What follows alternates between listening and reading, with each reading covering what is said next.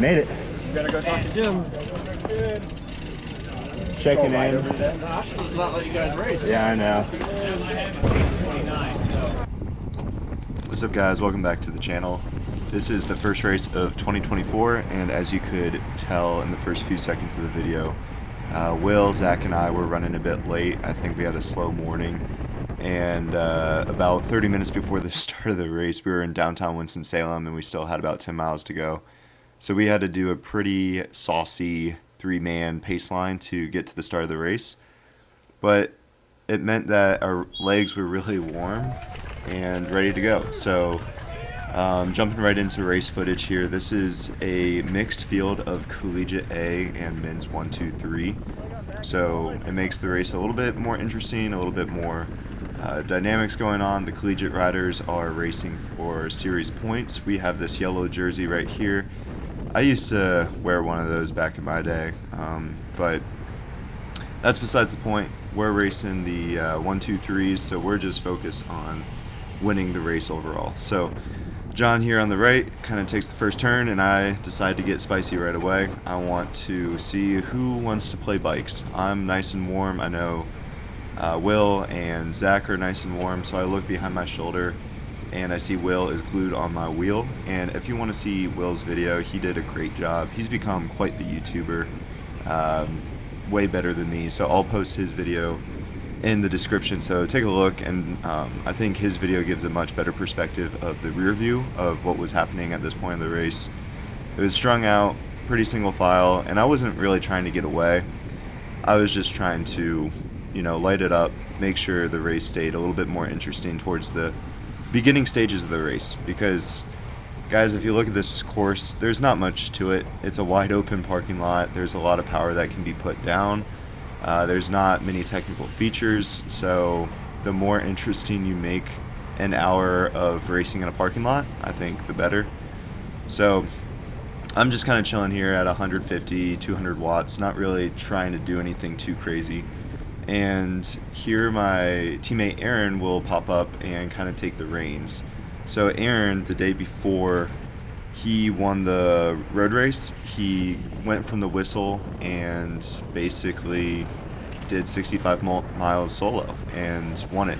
So he's a marked rider even though he has tired legs. So we have Liberty here, we have King here, Maryland, and then up in front you saw Will kind of pass me on that uphill, and Niko is kind of marking him. So poor Will, I mean, he used to be on Velocious, but now he's on Miami Nights.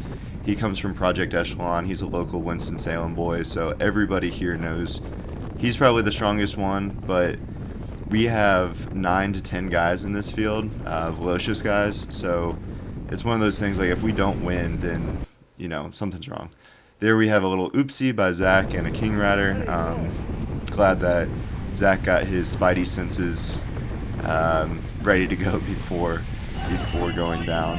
And so this right here is a preme lap, meaning only collegiate riders can get the points, but we see some separation. We see some open riders go for it. We have the blue guy, Cam Cook, and another few riders. We have Katie from UNC. She's the national champ on the women's side.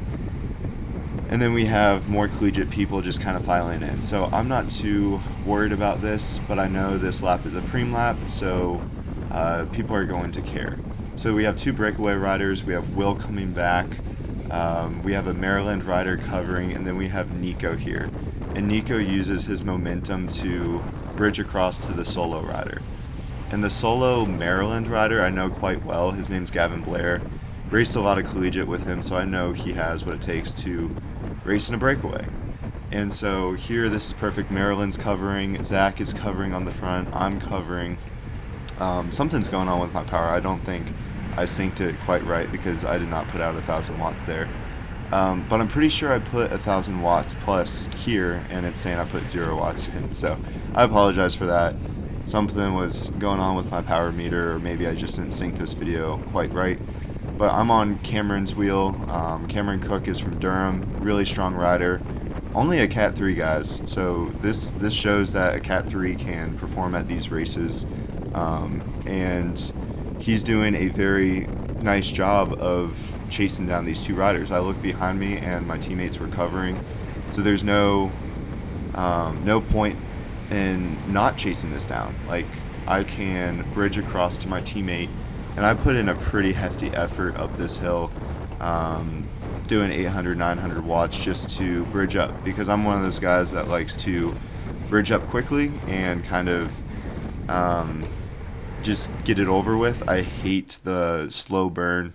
So over the course of 30 seconds to a minute, I bridge across a nice 300 to 400 watt effort. And when Niko and Gavin saw us, I think they were pretty ecstatic, because that meant their likelihood of staying away increased. And so you can see the field probably right there at 10 to 15 seconds. So our job is not done at all. So the next few laps we had to dig down really deep. And now you can see the field like 12, 15 minutes later, they're crossing the finish line.